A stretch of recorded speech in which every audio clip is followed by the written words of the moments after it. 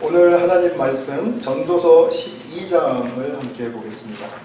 우리 개정개역으로는 12장 1절부터 14절까지 다 읽고요. 우리 세 번역으로는 군데군데를 좀 뽑아서 읽도록 하겠습니다. 전도서 12장 1절부터 봉독하겠습니다. 너는 청년의 때 너의 창조주를 기억하라. 곧 곤고한 날이 이르기 전에 나는 아무나기 없다고 할 해들이 가깝기 전에 해와 빛과 달과 별들이 어둡기 전에 비 뒤에 구름이 다시 일어나기 전에 그리하라. 그런 날에는 집을 지키는 자들이 떨 것이며 힘 있는 자들이 구부러질 것이며 맷돌질하는 자들이 적음으로 그칠 것이며 창들로 내다보는 자가 어두워질 것이며 길거리 문들이 닫혀질 것이며 맷돌 소리가 적어질 것이며 새 소리로 말미암아 일어날 것이며 음악하는 여자들은 다 쇠하여질 것이며 또한 그런 자들은 높은 곳을 두려워할 것이며 길에서는 놀랄 것이며 살구나무가 꽃이 필 것이며 메뚜기도 짐이 될 것이며 정욕이 그치리니 이는 사람이 자기의 영원한 집으로 돌아가고 조문객들이 거리로 왕래하게 됨이니라. 은줄이 풀리고 금그릇이 깨지고 항아리가 샘 곁에서 깨지고 바퀴가 우물 위에서 깨지고 흙은 여전히 땅으로 돌아가고 영은 그것을 주신 하나님께로 돌아가기 전에 기억하라. 전도자가 이르되 헛되고 헛되도다. 모든 것이 헛되도다. 전도자는 지혜자이어서 여전히 백성에게 지식을 가르쳤고 또 깊이 생각하고 연구하여 잠언을 많이 지었으며 전도자는 힘써 아름다운 말들을 구하였으니 진리의 말씀들을 정직하게 기록하였느니라. 지혜자들의 말씀들은 찌르는 채찍들 같고 회중의 스승들의 말씀들은 잘 박힌 못 같으니 다 한 목자가 주신 바이니라. 내 아들아, 또 이것들로부터 경계를 받으라. 많은 책들을 짓는 것은 끝이 없고 많이 공부하는 것은 몸을 피곤하게 하느니라. 이내 결국을 다 들었으니 하나님을 경외하고 그의 명령들을 지킬지어다. 이것이 모든 사람의 본분이니라. 하나님은 모든 행위와 모든 은밀한 일을 선악간에 심판하시리라. 아멘. 세 번역으로는 12장 1절, 2절 제가 먼저 읽겠습니다. 젊을 때에는 너는 너의 창조주를 기억하여라. 고생스러운 날들이 오고 사는 것이 즐겁지 않다고 할 나이가 되기 전에 해와 빛과 달과 별들이 어두워지기 전에 먹구름이 곧 비를 몰고 오기 전에 그렇게 하여라. 6절로 넘어가겠습니다. 은사슬이 끊어지고 금그릇이 부서지고 샘에서 물드는 물동이가 깨지고 우물에서 도르래가 부서지기 전에 네 창조주를 기억하여라. 육체가 원래 왔던 흙으로 돌아가고 숨이 그것을 주신 하나님께로 돌아가기 전에 네 창조주를 기억하여라. 전도자가 말한다. 헛되고 헛되다. 모든 것이 헛되다. 또 13절로 넘어가겠습니다. 할 말은 다 하였다. 결론은 이것이다. 하나님을 두려워하여라. 그분이 주신 계명을 지켜라. 이것이 바로 사람이 해야 할 의무다. 하나님은 모든 행위를 심판하신다. 선한 것이든 악한 것이든 모든 은밀한 일을 다 심판하신다. 아멘. 전도서를 굉장히 즐겨 읽고 또 좋아하시는 분들이 많을 줄 압니다. 오늘 전도서의 이 내용들을 한데 묶어서 개관하는 시간을 가질 텐데요. 전도서를 제가 그럴 의도는 없었는데 좀 만만하게 봤었나 하는 생각이 설교 준비를 하면서 많이 느꼈습니다. 이거 잘못하다가 큰 코 다치겠다. 어렵구나. 이런 생각을 했는데 이 오늘 설교의 부제라면 어렵고 힘든 삶 너머로 이 삶의 이 차원을 넘어선 어떤 것을 향하게 하는 그런 지혜의 말씀인 우리 전도서를 우리 오늘 함께 좀 살펴보도록 하겠습니다. 지난 주간에 저는 오래전부터 우리 친분이 있었던 목사님들과 은혜로운 그 리트릿 시간을 이틀 보내고 왔습니다. 가만히 생각해보니까 지난 마지막 모임이 5년 전이었었습니다. 그러니까 참 오래간만에 이제 만났고요. 그때는 모두 다 이제 교회에서 사역을 하고 계셨는데 이번에 이제 만나보니까 7분 중에 2분이 은퇴를 하시고 또 이제 한 분은 또 새로운 사역지를 찾으시고 이렇게 하면서 좀 다소 변화가 왔습니다. 그리고 야, 머리 많이 휘었구나 뭐 이런 말도 좀 하고요. 그러면서도 또 빠질 수 없는 말, 그래도 뭐 하나도 안 변했네 뭐 이런 말도 하고요. 그래서 하여튼 모여서 지난 사역들을 또 한번 각자 돌아보면서 나누어 주기도 하고, 그리고 또 이제 은퇴 후에 후기 사역으로 들어가시는 목사님들은 자칫 좀 의기소침하지 않을까 이런 좀 염려가 없잖아 있었는데, 주님께서 인도하실 것에 대한 그 큰 기대와 막 활력을 가지고 이렇게 하시는 것을 보니까 정말 제 마음이 훈훈해졌고요. 또 믿음도 견고해지는 그런 느낌이었습니다. 목사님들과 많은 그 말씀들을 나누었어요. 교회란 무엇인가, 목회란 무엇인가, 뭐 이런 것들이죠. 그런데 이제 그 중에 그런 말을 하다가 어떤 분이 이런 말을 했습니다. 우리가 마지막에 이제 우리가 사역도 끝나고 이제 죽을 때가 되어서 주님 앞에 설 때 우리 도대체 무슨 고백을 할 수 있겠습니까? 한 분이 이렇게 주제를 던지시더라고요. 그랬더니 뭐 이런저런 말 나오다가 어떤 한 분이 이런 말씀을 했습니다. 참 이렇게 어렵고 힘든 인생 다 끝나게 해줘서 감사합니다. 그럴 것 같답니다. 그 감사합니다. 이 뉘앙스가 참 이렇게 뭐가 있어요 그 안에. 그래서 우리 모두 다 웃긴 했지만 저는 또 한편에서는 뭐 울컥한 그런 마음이 좀 있었습니다. 그 공감이 가기도 하고 그래 정말 내가 봤을 때도 우리 목사님들의 삶이 그렇게 녹록치는 않은데 그 목사님들이 그렇게 표현하고 또 정직하게 고백할 수 있다는 것이 저한테는 어떤 솔직함 이런 걸로 다가왔습니다. 그래서 참 이렇게 뭔가 좀 이렇게 여운이 남는 그런 대화였는데 아마 다른 목사님들도 그러셨을 것 같아요. 그리고 또 여기 계시는 우리 성도님들도 제가 이런 말씀을 전할 때 아마 그래 좀 10분 이해가 간다 이렇게 생각하실 수도 있을 것 같습니다. 왜 삶이 이렇게 이래야만 하는가? 물론 잘 되고 또 잘 이끌려온 부분도 있고 또 우리 교회 공동체 같은 경우에는 대부분 다 뭐 성공했다고 볼 수 있는 사람들이 모여있기 때문에 우리가 이 세상의 진짜 어려움과 그 고난에서는 좀 약간 체감하지 못할 수도 있겠다 이런 객관적인 평가가 있을 수도 있습니다. 그러나 고난이라는 것은 객관적으로 평가되는 것이 아니라 자기 주관적으로 평가되는 것이죠. 그래서 우리의 삶은 누구나 다 힘든 것이고 누구나 다 고난이 있는 것이죠. 그래서 우리가 불평을 크게나 작게나 할 수도 있고요. 또 우리의 삶이 앞으로 불투명하기 때문에 사람에 따라서는 유독 불안해하는 사람들도 있을 수 있고요. 또 그렇지 않은 사람들도 있을 수 있고요. 뭐 패세라 세라 하는 성향을 가진 사람들은 뭐 낙천적으로 또 뭐가 그렇게 또 힘드냐 이렇게 말씀하실 수도 있을 겁니다. 그런데 전도서는 바로 인생에 이런 어떤 한 단면, 그러니까 어렵고 고난이 있는 삶에 딱 대면했을 때 그 현장에서 나에게 주시는 그런 말씀으로 받으시면 좋을 것 같아요. 그러니까 막연하게 받으시면 도움이 별로 되지 않는다라는 말씀입니다. 인생이 뭐 그러려니, 뭐 하나님 말씀이 그러려니 이렇게 생각하시면 오늘 제가 전하는 메시지도 그렇고 전도서에 담겨진 그 전도자의 메시지도 그렇게 마음에 확 다 와닿는 그런 일은 이렇게 있을 것 같지가 않아요.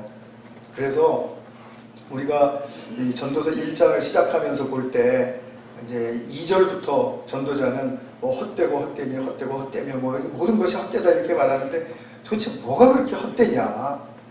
우리가 그런 부분부터 한번 좀 살펴보면서 좀 오늘 설교를 좀 열어가도록 그렇게 하겠습니다. 근데 분명한 것은 이것입니다. 제가 먼저 말씀드리고 싶은 것은 전도자는 찾은 것이 있다는 겁니다. 발견하고 깨닫고 이거다라고 붙든 것이 있다는 것입니다. 그 부분에 있어서 우리도 동일하게 붙들 수 있는 그런 은혜의 시간이 될 수 있으면 좋겠습니다. 저의 오늘 이 시간의 유일한 소망입니다. 전도자가 아까 좀 전에 말씀드린 것처럼 책 시작하면서 헛되고 헛되다고 했는데 세상에서 아무리 수고한들 뭐가 그렇게 보람이 있냐 이렇게 말을 하죠. 뭐 헛되고 헛되다라는 말은 신세한탄일 수도 있고 또 어떤 면으로 생각해보면 저게 불평과 비아냥 같기도 하고 또 어떤 또 다른 각도에서 보면 진짜 힘을 도무지 얻을 수 없는 실패하고 좌절된 그런 아무리 발버둥 쳐도 얻을 수 없는 그런 현실의 삶을 고백하는 것 같기도 하고 아무래도 뭐 보람된 것이 없어서 나름 열심히 했는데 보람된 것이 없어서 그렇게 말하는 것 같기도 하고 여러 가지로 우리가 생각해 볼 수 있겠죠. 그래서 전도자는 자기가 하고 싶은 것들을 다 해봤다라는 거 아닙니까? 여기 왜 그렇게 말씀을 써놨는지 모르겠지만 남자들이 다 좋아하는 거겠지만 이렇게 붙이면서 후처도 많이 거느려 봤다 이러는데 참 기분이 좀 안 좋았습니다. 남자들 이렇게 다 싸잡고 들어가나 이런 생각들이 들기도 하고요. 그럼 말씀과 이제 이런 티격태격한 그런 어떤 충돌도 좀 있고요. 그리고 또 술로 육신을 즐겁게 하는 거 그런 것도 해봤다 그러고 자기가 누리는 모든 낙을 다 즐겨보았는데 다 바람 잡는 것 같았다 이것이죠. 그래서 자기는 그 모든 것을 다 해본 다음에 지혜까지도 구했답니다. 지혜까지도 구했는데 그것도 헛되더라는 거죠. 그럼 도대체 어떤 지혜가 있어야 성에 찰까?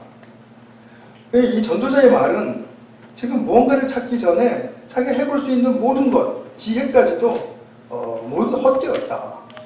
그런데 그러다가 이 세상에서 이것보다 좋은 것이 없다라고 자신있게 말할 수 있는 두 가지를 찾았는데 그 첫 번째 것은 먹고 마시는 것이다. 두 번째 것은 자기가 하는 수고, 그러니까 우리가 맡은 일들이 있고 삶이 있고 가정이 있고 교회가 있고 그렇지 않습니까? 자기가 있는 영역에서 수고를 할 때 그 수고를 통해서 스스로 보람을 느끼는 것보다 더 좋은 것은 없다. 이 두 가지 동의하시나요? 벌써 앞질러 가시네요. 제가 설교할 필요도 없이 그래서 아멘 하시니까 그 힘을 얻고 제가 또 설명을 드려보겠습니다. 3장 13절이나 22절의 말씀, 또 5장 18절의 말씀, 또 그 외에 또 여러 구절들이 있습니다만 먹고 마시는 것보다 더 좋은 일이 없다. 또 자기가 하는 수고에서 보람을 느끼는 것보다 더 좋은 것이 없다. 나에게 지금 주어진 현재 부와 재산과 이런 모든 여건들 이런 것들은 하나님의 선물이고 몫이다. 몫이라고 표현을 했어요. 이 몫이라는 말씀은 원어로 보면은 이런 말입니다. 옛날에 이제 전쟁에 나가면은 이제 승리를 하지 않습니까? 그러면 적군들로부터 뺏어오는 전리품들이 있죠. 그 몫이라고 말하는 것은 그렇게 전리품과 같다라는 거예요. 그러니까 먹고 마시는 것, 삶에서 보람을 찾고 느끼는 것, 이런 것들, 지금 내게 현재 주어진 것들은 마치 전사가 전쟁에 나가서 당당하고 그리고 자긍심이 있게 취한 그러한 전리품과 같은 것이다. 자랑스러운 것이다. 이런 말이죠. 그리고 또 한 가지 원어의 뜻은 뭐냐면 이스라엘 사람들이 이제 제사를 드리게 되면 이제 동물을 제사로 드리거나 또 곡식을 제사로 드릴 때 이제 그것의 또 한 부분을 떼어서 이 제사장들에게 이제 나눠주는 그런 그 이제 과정이 있습니다. 단계가 있는데 거기서 제사장들에게 나눠주는 재물을 일컬어서 말할 때 몫이다 이렇게 말합니다. 그러니까 이것은 참 굉장히 거룩한 것이다. 그리고 하나님이 주신 것임은 틀림없고 이것으로 말미암아 나의 삶이 굉장히 윤기나게 풍요롭게 될 수 있는 것들이다. 이런 말입니다. 여러분 전도서에서 먹고 마시는 것보다 더 좋은 것이 없다라고 말할 때 혹시 이런 거 상상하시나요? 가끔 가다 파티하면은 그래 좋은 고기도 있고 그리고 비싼 마실 것도 있고 그래 먹고 마시는 것보다 더 좋은 건 없지. 지금 이런 차원에서 먹고 마시는 것을 이야기하는 것이 아니라는 것을 잘 아시겠죠? 오늘 아침에 뭐 드시고 오셨습니까? 오늘 아침에 무엇을 드셨든지 간에 전도자의 표현에 의하면 그것보다 더 좋은 것은 없다는 것입니다. 그것은 내 삶의 몫이라는 것입니다. 얼마나 우리가 시각이 바뀌어야 되고 가치관의 변화가 일어나야 할 수 있는 말인지 아시겠죠? 그래서 저는 오늘 아침에 특별히 보통 때와 똑같은 것을 먹었지만 되게 감사하고 나왔습니다. 그래도 명색이 설교자인데 이런 걸 설교하면서 감사를 안 느끼고 나오면 하나님한테 혼날 것 같기도 하고 뭐 그랬습니다.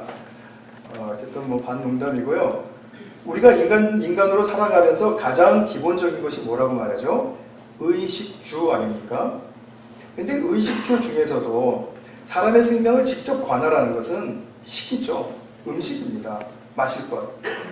그러니까 우리가 어떤 시대에는, 우리 정말 특별히 오늘날과 같은 시대에는 또 어떤 특정한 지역에서는 음식이 너무 흔하니까 그 소중함이 무시돼요. 그래서 별난 어떤 별미를 먹어야만 이것이 정말 좋은 것이구나 이렇게 생각하지만 사실은 생각해 보십시오. 그렇게 비싼 것을 먹든지 좀 그냥 보통 일반적인 그로서리에서 사는 걸 먹든지 내 몸이 야 오늘은 비싼 프로테인이 들어왔네 이렇게 느끼나요? 야 오늘 지방질 아주 괜찮은데 이렇게 하지 않습니다. 몸은 필요한 양분을 흡수할 뿐입니다. 그렇다면 오늘 내가 지금 먹은 것 또 오늘 또 이제 친교실에 가면 드실 것 이런 모든 것들은 정말 나에게 너무나도 나의 생명의 활력을 불어넣어주는 소중한 것이죠. 이것보다 더 좋은 것이 없다라는 겁니다. 그리고 또 자기가 하는 일에 대해서 이제 보람을 스스로 느껴야 한다라는 그런 말을 했는데 우리가 자기가 하는 일에 대해서 별 가치를 못 느끼는 사람들이 의외로 많습니다. 이것이 오늘날 우리 정신세계에 다 이상적인 현상으로 나타나는 원인이 되지 않습니까? 자기가 하고 있는 일에 대해서 그것이 좋은 일이든 좀 높은 일이든 아니면 별 사람들이 인정해주지 않는 일이든 아니면 가정주부로 일하는 일이든 아기를 양육하는 일이든 그것에 대해서 스스로 보람을 느끼고 동기부여가 스스로 되지 않으면 어떤 삶이라도 가치 있는 삶이 될 수가 없죠. 그거는 너무나 인정하시죠. 그래서 우리가 종종 보기에 정말 많은 그런 어떤 좋은 직업을 가지고 있다가도 갑자기 어느 날 갑자기 그만둬버리는 사람이 많고 그리고 또 바꾸는 사람도 많고 남의 얘기 아닙니다만 어쨌든 그런 사람들이 꽤 많이 있고 하는데 그런데 결국은 왜 그럴까요? 자기가 하는 일에서 보람을 찾지 못하니까 왜 이것이 소중한 일이고 이것이 왜 삶의 가치가 되는 일인지를 모르니까 그러니까 한마디로 말씀드리면 동기부여가 딴 데 있기 때문이라는 거죠. 먹고 살기 위해서 하는 일이니까 그런 것입니다. 먹고 살려면 이거 해야죠. 그러니까 어떤 청소부도 먹고 살기 위해서 하는 것이고 아주 법관이라든지 무슨 세상의 사람들이 정치라든지 이렇게 높이 봐주는 일도 먹고 살기 위해서 하는 것이고 그러면 사람은 짐승과 똑같다. 지금 그 얘기를 전도자는 군데군데에서 해주고 있습니다. 먹고 살기 위해서 하는 게 아니다 이거는 그런 거죠. 삶의 새로운 국면을 열어가기 위해서 하는 것이다. 나에게 주어진 삶에 대해서 내가 이것이 그냥 해야만 하기 때문에 하는 것 이것처럼 답답하고 힘든 일이 없죠. 그런 사람들에게 분노가 쌓여가고 있지 않다고 말할 수 없고 그 사람들이 평화롭게 사람들과 화평하게 지낼 수 있다고 말할 수 없고 그런 증상들은 다 삐죽삐죽 튀어나오게 되어 있으니까요. 그런 것이지 않습니까? 일하는 것이 또 쾌락을 얻기 위한 것이다. 그러면 잠시 동기부여는 또 될지 모르겠습니다. 그러나 오래가지 못합니다.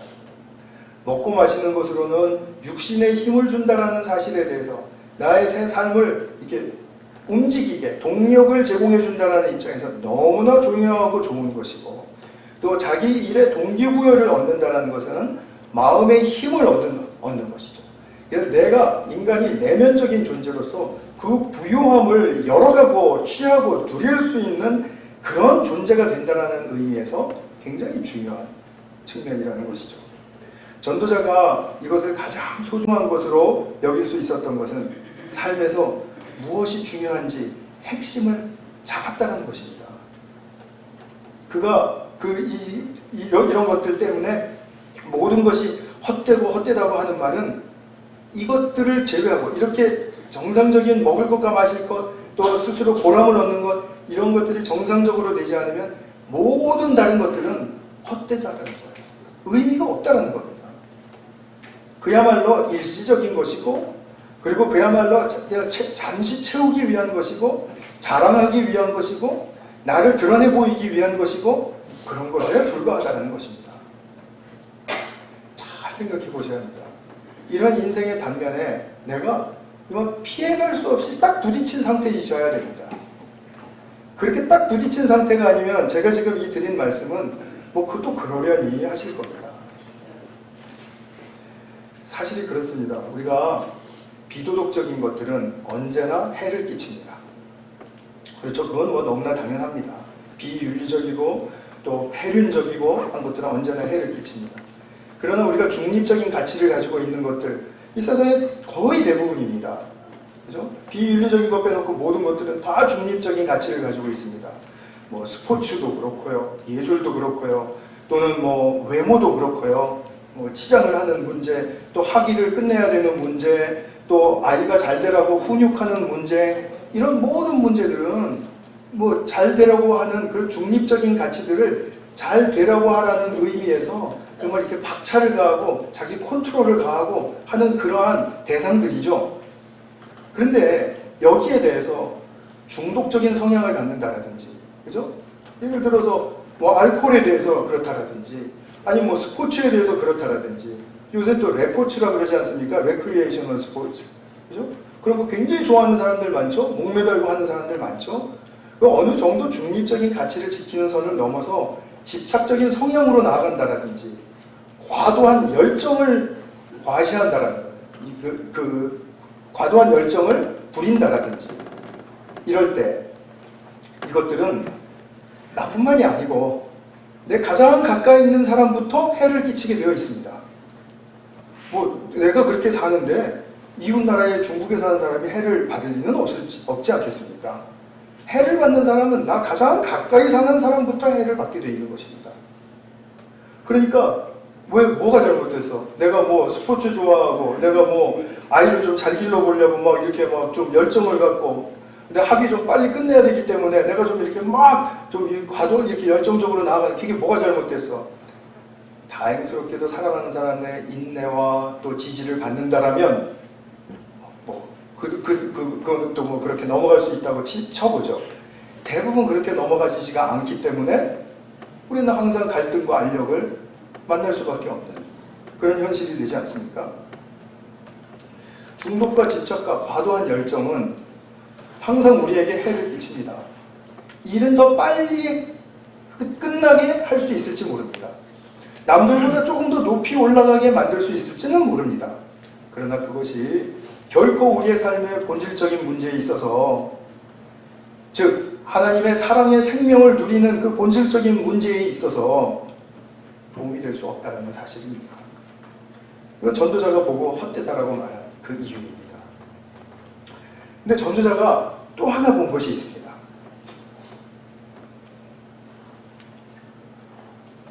전도자가 또 하나 본 것은 뭐냐면, 지금 이제 이렇게 먹고 마시고 하는 거, 보람을 찾는 거, 이런 느끼는 거, 이런 거 찾은 것도 이제 좀 굉장히 시행착오를 많이 겪은 후에 이룬 것인데요. 내 삶에 좋은 것만 있는 것은 아니더라는 거죠.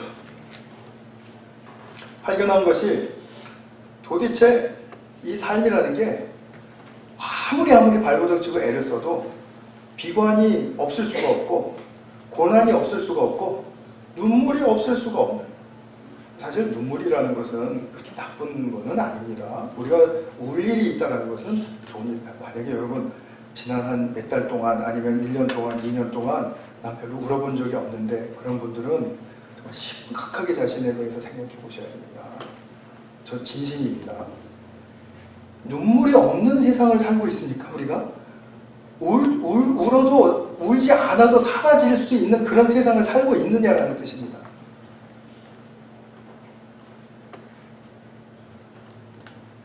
안 우시죠? 아, 우십니까? 우는 것은 나쁜 일이 아닙니다. 울 일이 없다라고 생각하는 것이 나쁜 것입니다. 우리 이제 제가 7장 좀 보려고 하는데요. 7장 14절. 전도서 7장 14절을 보면 이런 말씀이 있습니다. 좋은 때에는 기뻐하고 어려운 때에는 생각하여라. 하나님은 좋은 때도 있게 하시고 나쁜 때도 있게 하신다. 그러기에 사람은 제 앞일을 알지 못한다. 헛된 세월을 사는 동안에 나는 두 가지를 다 보았다. 의롭게 살다가 망하는 의인이 있는가 하면 악한 채로 오래 사는 악인도 있더라. 여러분 이 말씀에 대해서 어떻게 생각하세요? 받아들이실 수 있습니까? 그냥 동의합니다 이게 아니고요. 정말 내 인생, 바로 내 눈앞에서, 내 가정 안에서, 내 공동체 안에서 이런 일이 일어나면 여러분 용납하실 수 있겠느냐라는 말씀입니다. 물론 용납하고 안 하고의 문제는 나중 문제입니다. 삶의 구조가 이렇게 되어 있다는 것을 인정하실 수 있겠느냐라는 말씀이죠. 아니야, 삶은 절대로 그렇지 않아. 착한 사람은 복을 받을 것이고 나쁜 사람은 벌을 받아서 다 순식간에 끝나버릴 거야. 이런 권선징악의 가르침은 우리가 어렸을 때부터 너무나 투철하게 배워왔기 때문에 성경을 보면서도 그 프리즘으로 해석을 하려고 그러니까 오늘과 같은 본문이 이 삶의 구조가 어떻게 되는지, 본질이 어떻게 되는지를 놓치게 된다는 거예요. 물론 이것을 극복한 분들이 여기에는 또 많이 있으시라고 생각합니다. 그러나 우리가 한번 이건 자꾸 되짚어야 될 문제입니다. 14절, 15절에서 지금 말씀하고 있는 것이 이런 거죠. 우리 현실적인 문제 질문으로서 왜 나쁜 것이 착한 사람들한테 닥쳐야 하는가? 왜 죽으면 나이 다 제명을 살고 죽으면 되지 왜 아기 때 죽어야 하는가? 그리고 아기를 좀 다 길러놓은 부모가 좀 이렇게 하늘나라 먼저 가면 어때? 근데 왜 꼭 지금 막 아이가 가장 많이 필요로 하고 손길을 요구하는 이 어린 때 젊은 부모가 암에 걸려야 하고 고생을 해야 하고 오래간만에 휴가 나온 군인이 왜 만취한 운전자 때문에 불시에 사망을 해야 하고 이런 것들은 개인적인 차원에서의 문제들이죠. 더 차원을 높여보면 아니 어떻게 저렇게 부정한 기업이 더 돈을 많이 벌고 똥똥거리고 테러 행위는 어쩌자고 이렇게 더 나날이 극악해지고 더 흉흉해지고 지구상에 수많은 아이들이 고아이고 또 굶어 죽고 우리가 이런 질문을 안 가진 사람이 있습니까? 이런 질문에 대해서 근데 답을 해보려고 하지만 여러분 답을 하실 수 있을까요? 이런 문제 앞에 아마 가장 현실적으로 질문도 많이 받고 하는 게 아마 저의 자리가 아닌가 싶어요. 뭐 다른 분들도 마찬가지겠습니다만 왜 저한테 이제 따지듯이 물어보는 분들이 많은 거죠. 이런 질문을 대면서 왜 이런 일들이 일어납니까? 뭐 저도 잘 모르죠 사실. 답을 또 해보려고 애를 써도 위로가 안 되죠. 그 답이 위로가 안 됩니다. 다 뭐 하나님께서 나중에 선한 것으로 책임지실 겁니다. 이런 게 다 위로가 잘 안 된다는 거죠. 근데 이런 것들을 우리가 질문을 하고 답을 구해야만 우리가 이 문제가 풀릴 수 있을 거라고 믿는 우리에게 착각이 있다는 거죠. 그래서 샌드라 릭터라는 성경학자는 이런 문제들에 대해서 열거하면서 이렇게 말했습니다. 이런 답을 우리가 얻으려고 하기 전에 먼저 우리가 알아야 될 것은 인간의 DNA가 이런 모든 이 불합당하고 불의한 일들은 잘못되었다는 것을 이미 알고 있다. 이미 알고 있다. 이거 위로가 되라고 드린 말씀은 아니니까요. 뭐 답이 되는 말씀은 아닙니다. 우리는 모두 다 알고 있다는 거죠. 이런 것이 잘못된 일이고 불의한 일이라는 것을 누가 가르쳐주지 않고 설명을 덧붙이지 않아도 그래 잘못된 거야. 그리고 다 같이 동정할 수 있는 문제고 공감할 수 있는 문제라는 거죠. 학대를 당하는 것을 보고 내가 말을 들어봐야 저게 잘못된 일인지 잘된 일인지 알 수 있겠다 이렇게 말하는 사람은 없다라는 거죠. 우리가 모두가 다 이것이 잘못된 일이라는 것을 아는 그 이유는 뭘까요? 누가 가르쳐주지 않아도 알 수 있는 그 원인은 뭘까요? 그것은 우리가 타락하고 나서 하나님의 형상이 많이 파괴되었다 할지라도 아직도 잔존하는 하나님의 형상이 남아있기 때문이라는 것입니다. 하나님은 결코 우리를 창조하실 때, 또 이 세상을 창조하실 때 이렇게 되라고 창조하신 것은 아니라는 것을 우리의 하나님의 형상의 DNA가 알고 있다는 겁니다. 그러면은 이것은 누구에게 따져서 될 문제도 아니고 답을 얻는다고 해결될 문제도 아니고 이것은 우리가 품어야 될 문제라는 거죠. 어렵죠? 우리에게는 그렇게 내면의 공간이 크지 않습니다. 내면의 쿠션이 우리가 그렇게 스폰지 역량이 그렇게 좋지가 않습니다. 그렇기 때문에 우리는 늘 부대끼고 힘들고 갈등과 알력이 있는 삶을 사는 것입니다. 근데 거기까지도 괜찮아요. 그렇게 하면, 그러니까 그것이 갈등을 겪고 알력을 겪고도 그거는 어떻게 우리가 나쁘게 사는 것은 아니라는 거죠. 그렇게 살 수 있다라는 겁니다. 근데 전도자가 하고 싶은 말은 이것입니다. 7장 16절에서 그러니 너무 의롭게 살지도 말고 너무 슬기롭게 살지도 말아라. 왜 스스로를 망치려 하느냐. 이건 또 무슨 말입니까? 우리가 의롭게 살면 안 됩니까? 그런 말이 아니죠. 슬기롭게 살지 말아라 이런 말 아니죠. 여기에 너무라는 말이 붙었죠. 너무라는 말이 붙은 이유는 뭘까요? 내가 의로움을 나 혼자 스스로 자족하고 그리고 나 혼자 그것을 또 어느 정도 감추면서 그러면서도 내 인생에 아주 그 높은 선한 동기부여를 가지고 살 수 있는 바로 그러한 삶을 사는 게 아니고 자기가 의롭게 살려고 하면은 자기가 그렇게 생각하는 것이 옳다고 여긴다면 그것은 항상 다른 사람에게 들이민다라는 거죠. 나는 그렇게 안 하는데요? 라는 눈빛으로 보시면은 저랑 도무지 교감을 하실 수가 없습니다. 우리 다 그렇게 하기 때문에 지금 교회에서 갈등이 있고 긴장이 있고 가정에서도 가정에서도 나쁜 거 가지고 싸웁니까? 아니죠. 내가 더 옳다라는 거 가지고 싸우는 거잖아요. 내가 더 지혜롭다라는 거 가지고 싸우는 거잖아요. 모든 문제가 여기 있다는 사실을 아십니까? 의롭게 살려고 하는 것 자체가 나쁘다는 것은 아니에요. 너무 의롭게 살려고 하는 그 극단으로 가기 때문에 그것이 문제라는 겁니다. 극단. 이제 또 뒤에서 나옵니다. 항상 자기를 정당화하기 위해서는 성경 말씀이라도 들이대야 되니까 교회에서 그런 일을 하지 말자고 제가 누차 권유드립니다. 제발 다른 사람들한테 비판하거나 내가 옳다라는 것을 여기기 위해서 성경 말씀 들이대지 마세요. 나쁜 짓입니다. 그것은. 예수님이 가장 싫어하셨던 바리새인들이 하는 짓입니다. 너무 의롭게 살려고 하지 마세요. 괜찮아요. 그렇게 내 의로움과 내 슬기로움이 그렇게 끝까지 충족되고 만족되지 않아도 괜찮습니다. 오히려 그게 더 잘 사는 길입니다. 여기에 대한 확신을 가지실 수 있으면 좋겠습니다. 17절에도 보면 또 이렇습니다. 너무 악하게 살지도 말고 너무 어리석게 살지도 말아라. 어느 정도는 악하게 살아도 된다. 뭐 이런 말인 것 같죠? 맞습니다.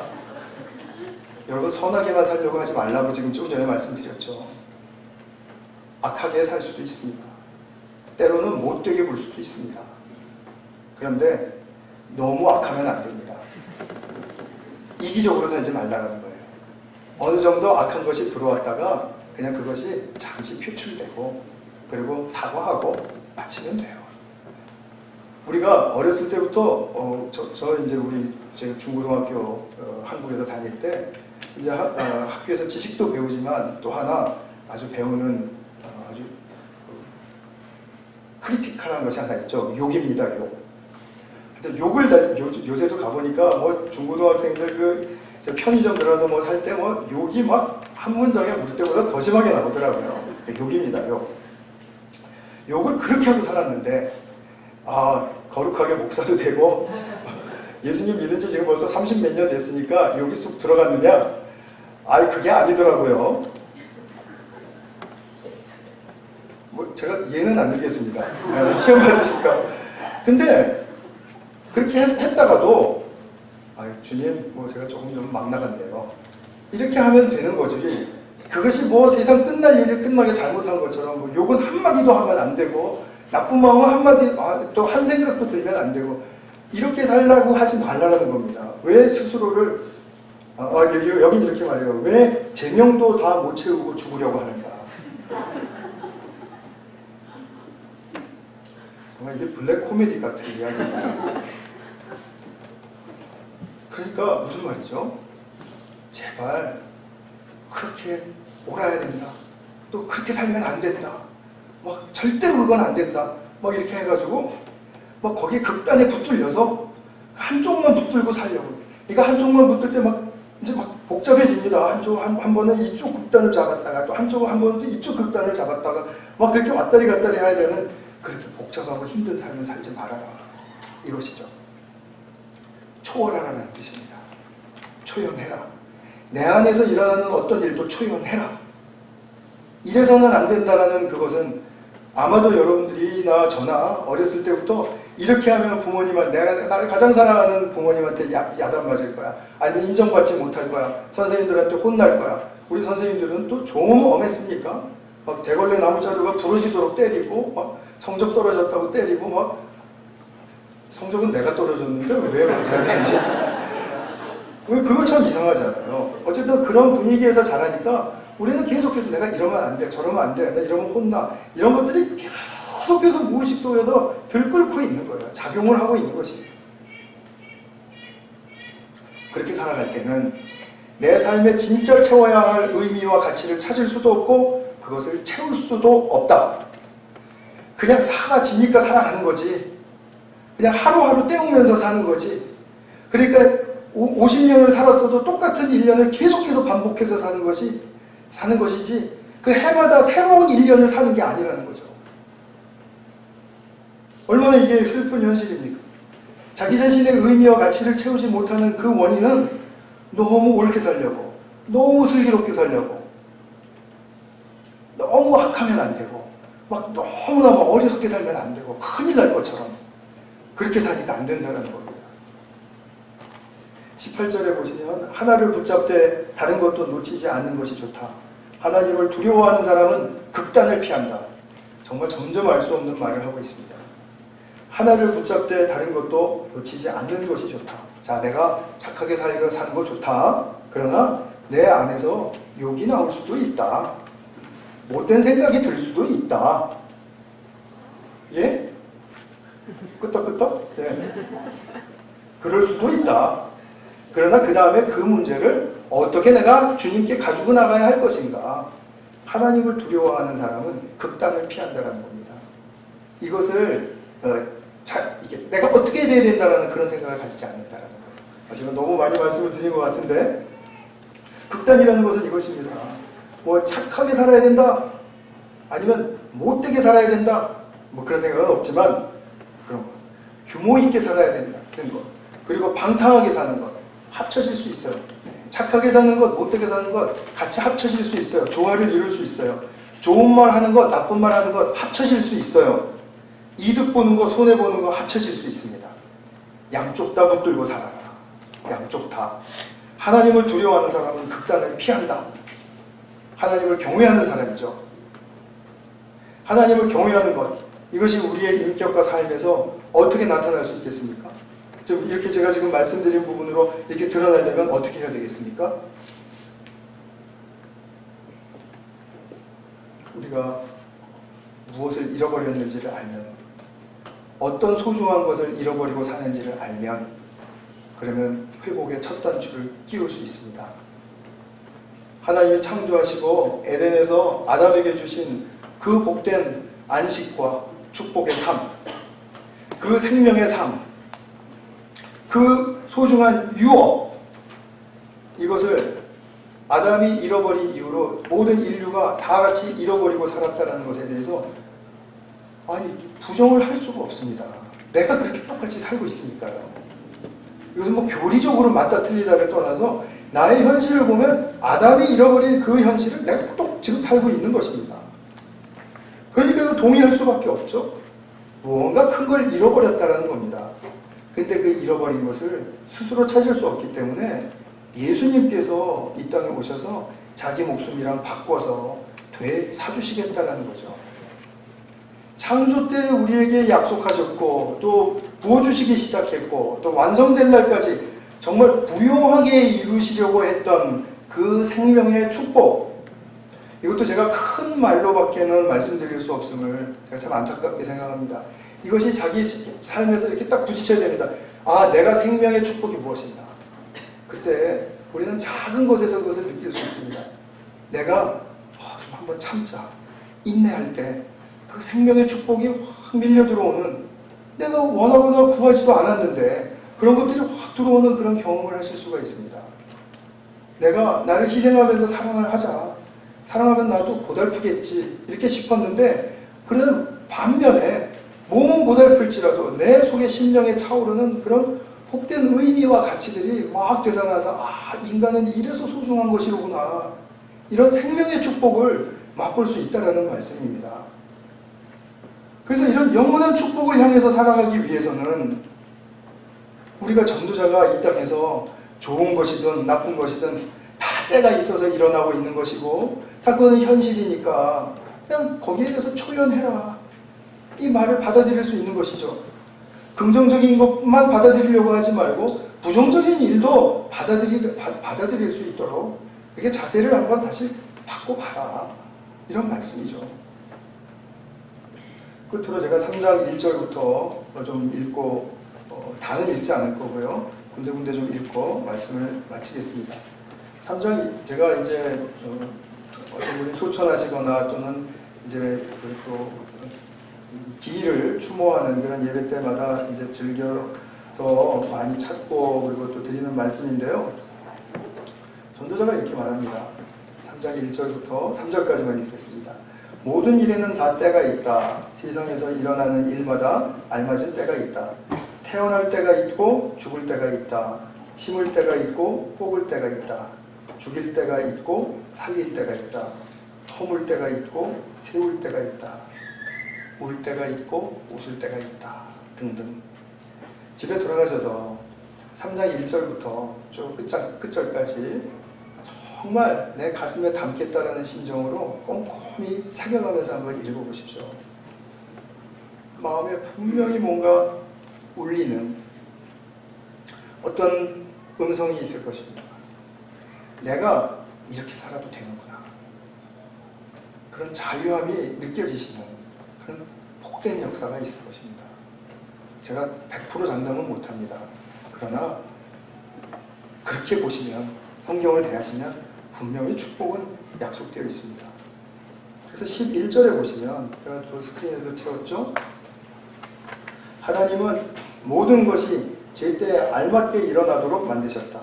더욱이 하나님은 사람들에게 과거와 미래를 생각하는 감각을 주셨다. 개정개혁에는 거기에 대해서 사모하는 마음을 주셨다, 이렇게 말합니다. 영원을 사모하는 마음을 주셨다.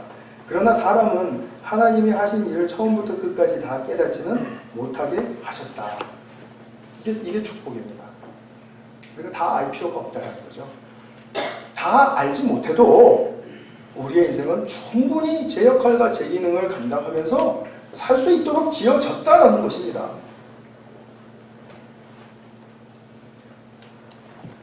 오늘 제가 하도 헷갈리는 말씀 많이 드려가지고 좀 어렵습니까? 알듯 말듯 하십니까? 한 시간에 다 안 될 것 같다는 불길한 예감은 일찍이 들었었습니다만, 네, 어쨌든 그리고 14절에 보시면 이제 나는 알았다. 하나님이 하시는 모든 일은 언제나 한결같대요. 그리고 거기에다가 보탤 수도 없고 뺄 수도 없다. 하나님이 이렇게 하시니 사람은 그를 두려워할 수밖에 없다. 경외할 수밖에 없다. 좋은 의미로 말하는 것입니다. 지금 이것을 두려워할 수밖에 없다는 것은 하나님 우리를 떨게 만드시네, 불안하게 하시네, 그런 게 아니고 굉장히 좋게 말씀하는 거예요. 그러기 때문에 우리는 하나님을 사랑할 수 있다라는 뜻이에요. 전복되는 말씀이 그 의미를 바꾸시면 안 됩니다. 그래서 17절에 보면 의인이든 악인이든 모든 행위는 다 심판받을 때가 온다. 우리 전도서의 아까 끝절에서, 그죠? 12장 끝절에서 보신 내용과 똑같죠? 다 우리는 심판을 받는다. 선한 사람이든 악한 사람이든 선한 일이든 악한 일이든 다 심판을 받는다. 그러나 선한 것으로 심판을 받는 사람은 영생을 얻을 것이고, 악한 일로 심판을 받는 사람은 거기서 떨어져 나갈 것이다. 하나님으로부터 저주를 받는다는 뜻입니다. 그래서 오늘 이 전도서 12장 본문으로 돌아왔을 때 계속해서 반복되는 중요한 말은 창조주를 기억하라입니다. 그냥 이 모든 일들이 그래 초연해, 내가 그냥 다 이제 달관했어, 이제 좋아, 나도 이제 편안하게 내가 다 받아들이면서 살게, 이게 아니라 그런 수준에서 머물지 말고 초연했으면 분명히 창조주를 사랑할 수 있는 그런 삶으로 가게 된다. 갈 수 있다. 그것이 얼마나 복된 것인지는 하나님을 사랑하면서 경외하면서 그렇게 살아가라. 그걸 살아가라는 거예요. 그리고 하나님 기억하라고 하죠. 창조주를 기억하라. 기억하라라는 말은 이거 제가 기억합니다. 뭐 생각나죠. 당연히. 하나님 왜 생각해도 안 나겠습니까? 이 말이 아니고요. 기억하래. 성경에서 기억한다라는 말은 그 존재의 가치를 충분히 인정하고 그것을 즐거워하고 그리고 그것을 우대하라는 뜻입니다. 그러니까 하나님 저를 기억해 주세요. 느헤미야가 그렇게 기도했고 예레미야가 그렇게 기도했죠. 나를 기억해달라는 말은 하나님 저의 존재가 주님께서 지어주신 그 존재로서 얼마나 아름답고 가치 있는 존재입니까? 제가 얼마나 하나님 말씀에 순종해서 살았고 정말 내가 그러므로 하나님께 얼마나 당신이 약속하신 것처럼 우대를 받아야 되는 그런 존재입니까? 주님 약속이 있으시지 않습니까? 그 얘기입니다. 그러니까 창조주를 기억하라는 말은 그냥 기억만 하는 게 아니에요. 그분 앞에 참된 예배자로 나아가야 하는 것이고 그분을 더 알기 위해서 내 삶을 드려야 하는 것이고 뭔가 드려야 알 수 있죠. 그래서 이러한 예배자로 나아가는 삶, 하나님을 경외하는 삶, 창조주를 기억하는 삶, 이것으로 나아갈 때 우리가 지금까지 다루었던 헛되고 헛된 것들, 또 우리가 풀 수 없는 이 세상의 수많은 난제들, 이런 것들을 때로는 가슴 아파서 울기도 하고 비관스러워서 절망하기도 하고 하면서도 창조주를 기억하는 삶을 포기하지 않을 수 있다라는 그 새로운 길을 전도자는 우리에게 가르쳐주고 있는 것입니다. 말씀 맺겠습니다. 전도서는 하나님의 창조의 의도에서 이탈해서 이렇게 힘들고 어려운 이 세상을 살면서 어떻게 창조의 그 본래의 의도와 목적을 회복할 수 있는가에 대한 그 길을 우리의 삶의 현실에 부딪히게 하면서 거기서 찾아서 새로운 길로 떠나게 해주는 말씀을 담고 있습니다. 그래서 내가 내 삶을 좋게만 만들어야 된다는 그런 법칙을 버리셔도 되고, 그렇다고 해서 내가 막 살아도 된다 이런 극단도 피하시길 바라고요. 그래서 우리가 그런 것들을 다 그냥 품으면서 품으면서 내가 극단을 잡았을 때 사용되어질 그 에너지들을 이제 품었을 때는 그 에너지가 남으니까 창조주 하나님을 기억하고 그분을 경외하는데 나의 삶을 쏟아라. 지금 그 말씀을 하고 있는 것이죠. 그래서 우리가 주님을 사랑하고 경외함에 있어서 우리에게 약속하신 그 축복이 우리 모두에게 정말 충만히 채워지고 넘칠 수 있기를 축원합니다. 같이 한번 기도하겠습니다. 우리 지금 이 시간에는 정말 주님 제 인생을 돌아보면서 정말 주님을 기억하고 주님을 경외하는 삶이 바로 어떤 현장에서 일어나야 하는가, 그것을 제가 알았으므로 그렇게 살겠습니다. 우리 같이 한번 기도하는 시간 갖겠습니다. 네, 우리 교회를 위해서 한 번 더 기도하겠습니다.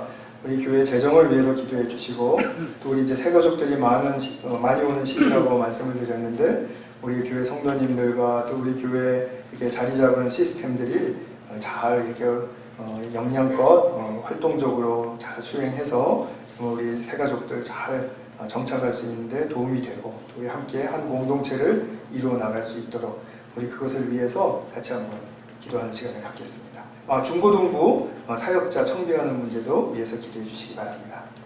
하나님 아버지, 우리의 삶에는 참 뭐가 그렇게 좋은 것이 많을 것이며 또 나쁘면은 참 우리를 정말 어떻게 나쁘게 하는 것이 많은 것인지 저희들이 참 헤아릴 수 없이 큰 혼동 속에서 살아갈 때가 많이 있음을 고백합니다.